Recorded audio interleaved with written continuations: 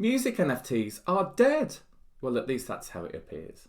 Hey, this is Barry. Hope you're doing well. So I love to cover all things music NFTs on the channel, blockchain, AI for musicians, strategies for musicians, as much as I possibly can. Also some crypto as well.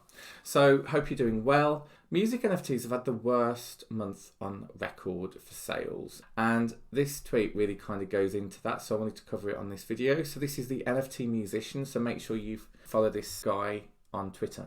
Music NFT sales for Ethereum are down 80% month on month, and they've only had 19 Ethereum in primary sales and 1 ETH in secondary sales. Now that's based on Catalog and Sound, which I argue are currently the biggest platforms for music NFTs. Catalog is the platform that allows you to have one-of-ones, a bit like a vinyl record, so that allows artists to get the most amount of money for the music, and there's a barrier of entry for that. And also there's Sound.xyz, which is opening their platform up at the end of July 2023. So how that's going to change the market is yet to be seen.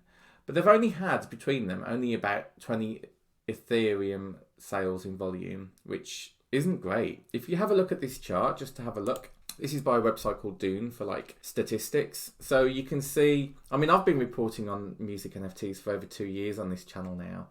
And you can see kind of August time when they really hit, around August, September. Now last year just saw a massive spike, particularly around March time of last year. And since the beginning of the year, it's been relatively flat with kind of an optimistic look. And then it's just kind of plummeted from there. And yeah, the May is what's really concerning, because that is really flatlining in sales, which isn't great for musicians. Now, the great thing about music NFTs that I'm very passionate about is the fact that artists can charge what they feel that song is worth for them. They can have limited editions, they can have unlockable content. It's minted on the blockchain, it's recorded on the blockchain. So there's so many pros for proof of ownership. There's so many benefits to artists. And that's why I was a bit concerned about this month in May. Now, I have to say that this doesn't include OpenSea, which is still, I believe, the biggest marketplace for NFTs as a whole, but they don't cater for music NFTs specifically. In fact, they removed their category of music quite recently. And it doesn't include secondary sales on OpenSea either. I mean, there's lots of platforms out there for music NFTs, but I would personally agree that Catalog and Sound are the biggest at the moment. Now, Zach does go on to say that there's a few good projects that have been doing quite well, but there's been 980 creators listing on major platforms, which is about a 10% increase since March. But unfortunately, they've only seen 94 new collectors.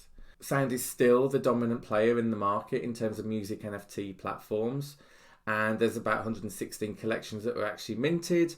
So there's lots of mints actually happening and lots of new projects and creators getting onboarded.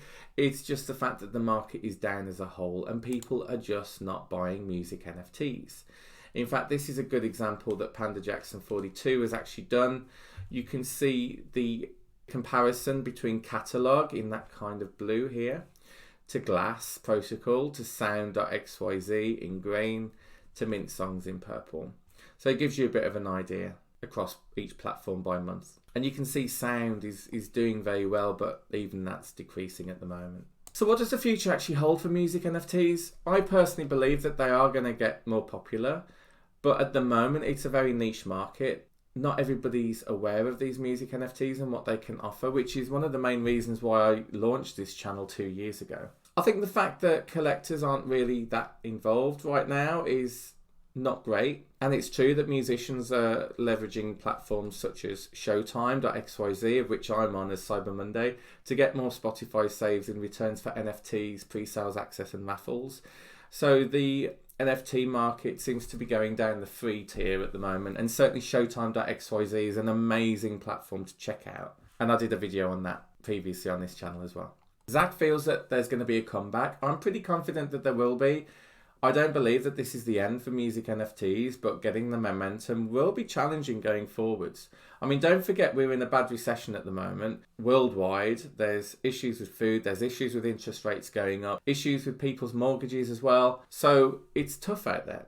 For people. Zach's suggestion is to keep working on your brand in Web 2 and use NFT tech where it makes sense, which I think is a good strategy, to be perfectly honest. I mean, for me, I'm using Showtime.xyz as free mints to get the interest. And as my followers grow, then I'm able to message them directly about new projects that I'm working on, maybe my new album.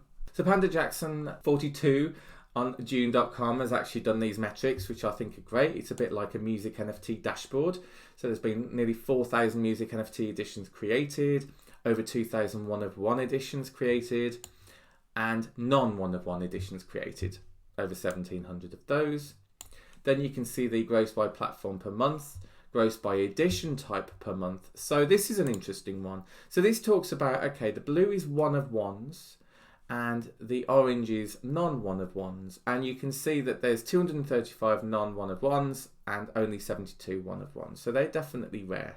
I think the reason for that is that artists don't want to put everything in one box and just sell one NFT for a song when they could be getting thousands of followers by doing a non-one-of-one. You got the minted NFT volume gross here by USD dollars.